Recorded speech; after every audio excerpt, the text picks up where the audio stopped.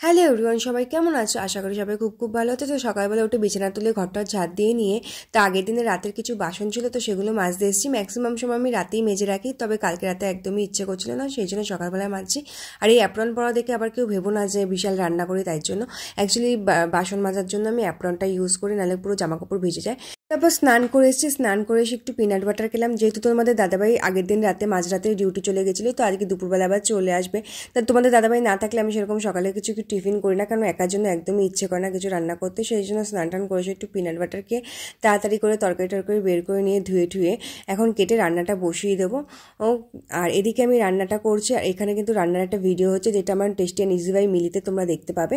তারপর তোমাদের দাদাভাই চলে এসছে, আর তারপর স্নান টান করতে গেছিলো, ফ্রেশ হতে গেছিলো। তখন আমি রান্না ফান্না যেহেতু হয়ে গেছে, একটু দাঁড়িয়ে দাঁড়িয়ে লেবু খাচ্ছিলাম। তারপর স্নান করে আসার পর ঘরের টিভি দেখতে দেখতে একটু খাবারটা খাচ্ছিলাম। আজকে যেহেতু একদম নিরামিষ ছিল, কারণ অমাবস্যাতে আমি একদম চালের জিনিস খাই না, আর পুরোপুরি নিরামিষ খাই, সেই জন্য আর কি নিরামিষ খাবারটা নিয়ে খাটে বসে খাচ্ছিলাম। তারপর সন্ধ্যেবেলায় একটুখানি খেলাম কফি খেয়ে রেডি হয়ে আমরা একটু হাঁটি পাপা বেরিয়ে পড়েছি।